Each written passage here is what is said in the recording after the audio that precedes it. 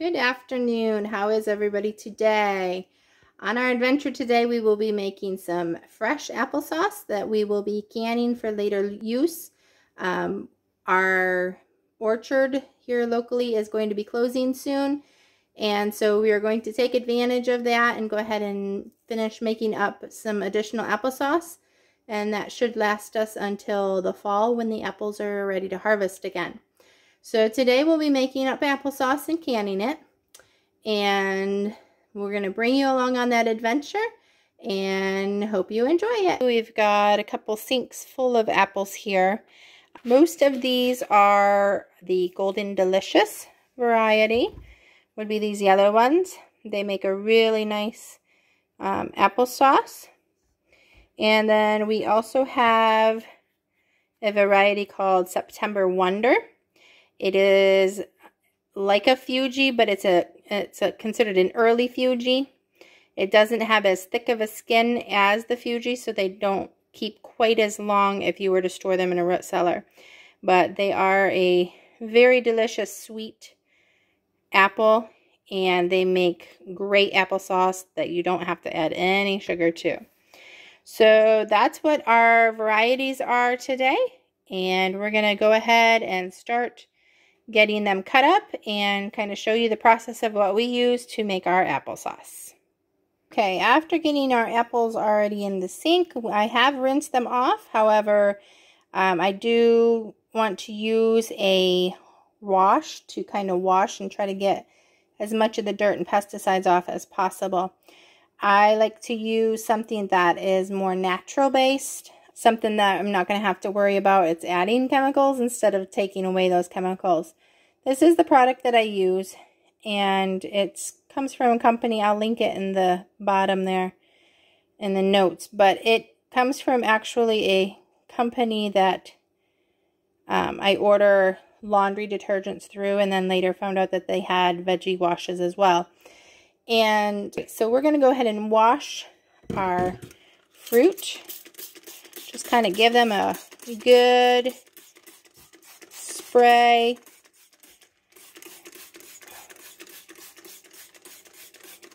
So just give them all a real good spray. And we want to let this spray just kind of do its job for a couple minutes. So we'll leave the spray on for a couple minutes. And I'm actually going to just kind of see if we can do this one-handed, but I'm going to just kind of rub that spray on it and set it over in the other sink. And then I'm just going to keep washing off all of these, rub the spray on it, set it over in the other sink, and let it sit there for a couple minutes while I finish spraying this sink full and repeating that process. So, alright, and then I will be back with you as soon as I get that done.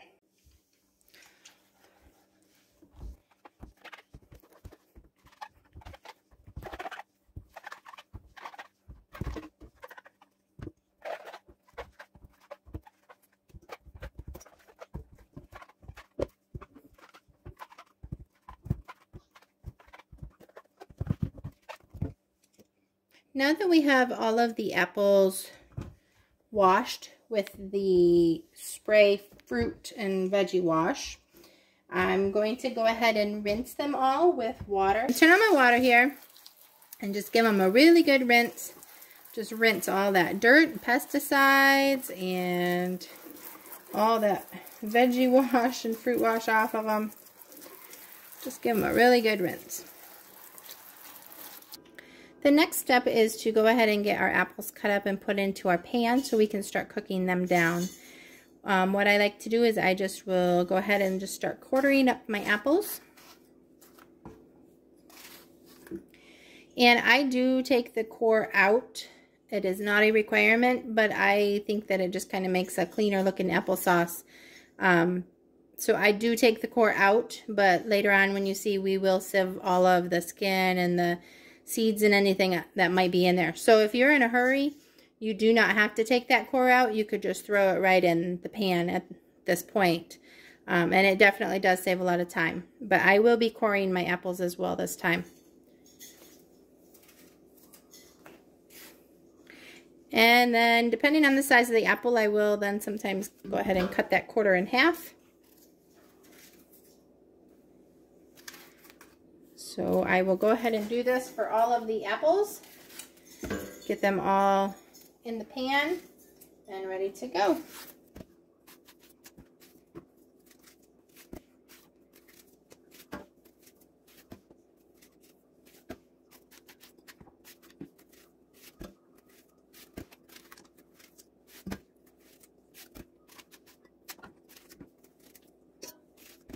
Alright, this pan is already cut up, and I added about 1.5 cups of water into the bottom of it. We're going to go ahead and turn on the fire and put a lid on it. The lid will help to hold in the heat. Get those apples steaming good. Get this one started here. This is a smaller pan, but I usually will run a couple pans at a time. So.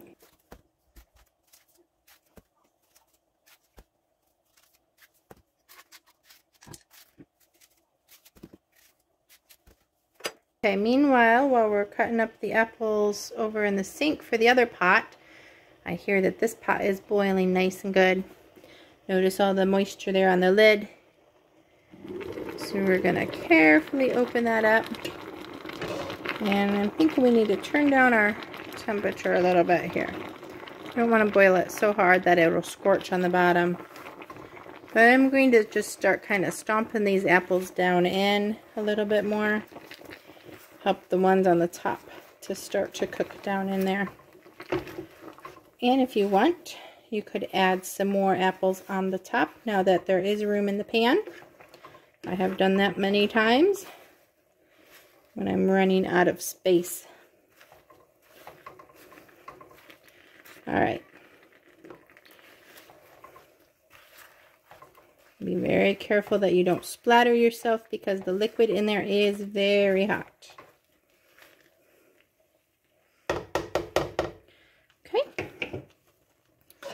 Carefully put my lid back on, keep that steam in there.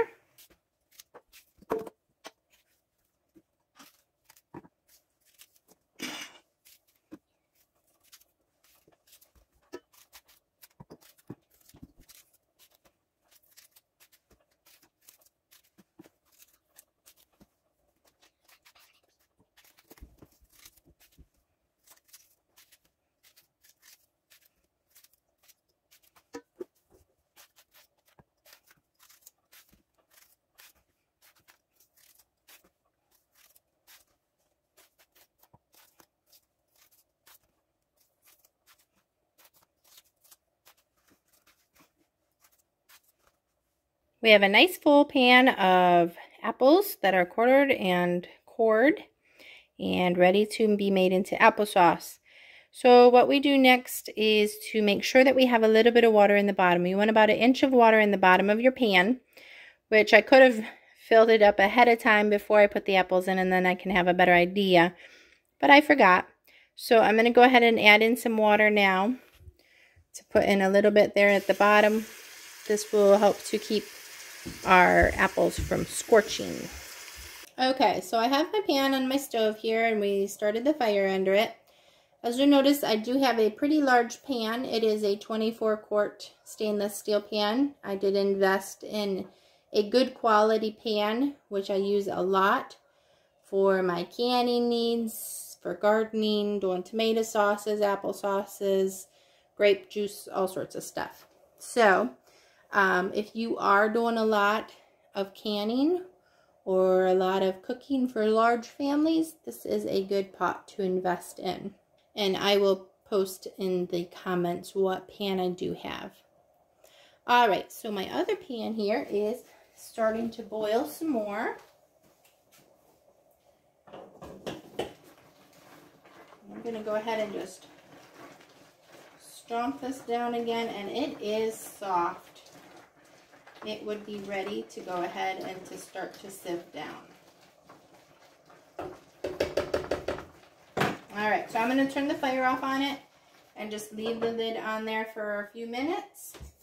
And we'll get the lid for this other pan. And I'm just going to put the lid on. It will help to trap some of the heat in there and get it cooking a little bit faster. Okay, this is what I use to go ahead and strain the applesauce to get all the skins and any seeds or core if that's what you left in it. And it's the Norpro Sauce Master. Works really well for this project. So I'm going to go ahead and get this assembled.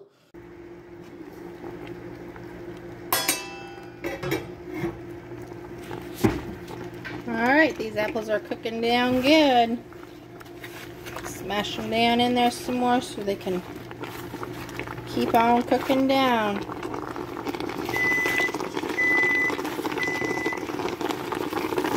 We're getting there with them. With this big of a kettle, it does take a little bit of a time for them all to get cooked down in there. That's alright. They'll be tasting yummy.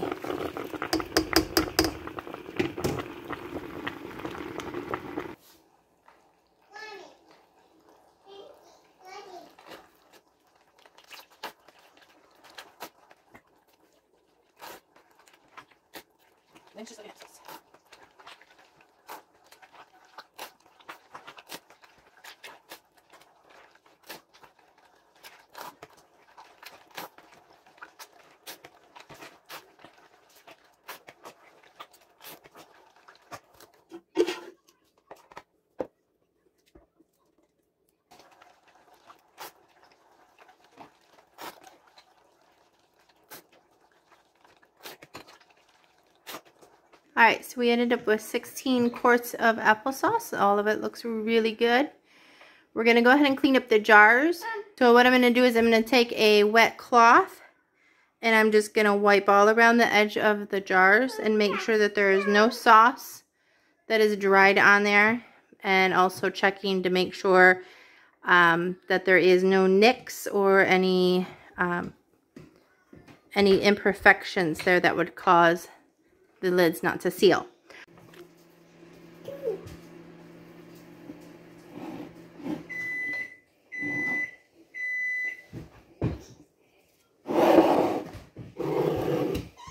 The next step of processing our applesauce is to hot water bath it. Because apples are a high acid food, they do not need to be pressure canned. We can go ahead and just hot water bath them. So I've just got my canner here. I use it to hot water bath as well, just leaving the lid off. So I've got my water in there. I have to wait till the water is boiling before I add my jars. The water is up to the boiling point now, so we are going to start adding in our jars. So you want to be careful of the steam as you put them in. And one thing that you want to do is you want to make sure that your jars of applesauce are hot when you put them in the hot water. If you put them from cold jars into something hot, it can break the bottom out of the jar.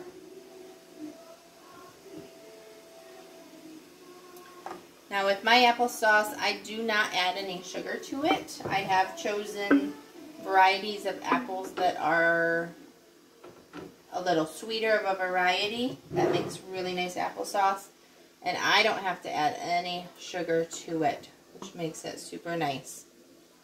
Not only are we eating less sugar, but it also saves you money because you don't have to buy that sugar. Okay, we're starting to get a little bit of boiling action going on in our pot, so I'm going to go ahead and set the timer, and we need to hot water bath our applesauce jars for 25 minutes.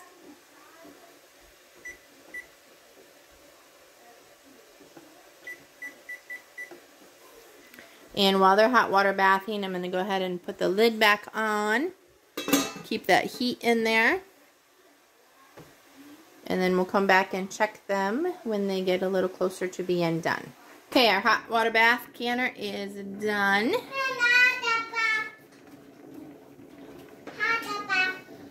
My little helpers vocalizing what I'm saying.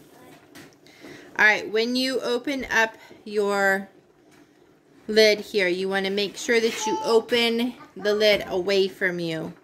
Otherwise, you're going to get hit by that blast of steam coming out of there and get burnt. Alright, we're going to go ahead and get the hot jars out of the canner very carefully. We've got our fire turned off and just going to let them cool off for just a minute before we get them out. Okay, we're going to go ahead and get these jars out. And I'm going to set them on a towel in a warm place right here by the stove. An area that doesn't have a draft or any kind of breeze blowing on them, because of the jars being so hot, they will crack very easily. I'm going to get these 7 jars out. A canner will hold 7 quarts. And then I'm going to go ahead and start my next batch. And I'm just going to go ahead and put those in.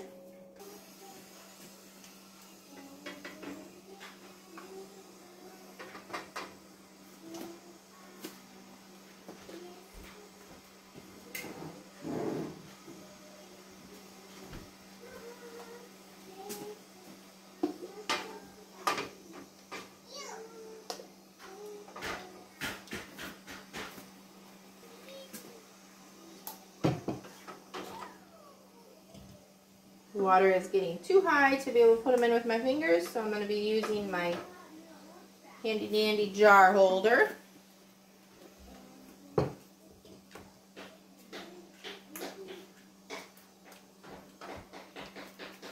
Okay, so again, I'll just be going through the same process.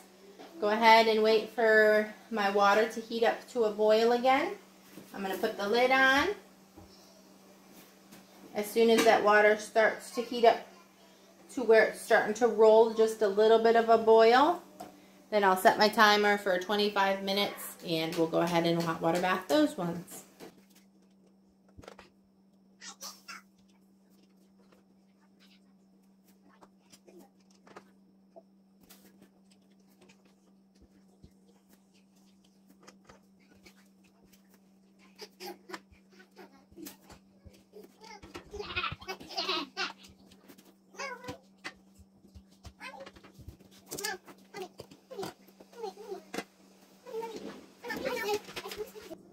Our canning jars are all completed now. We have 15 quarts of applesauce that we ended up with.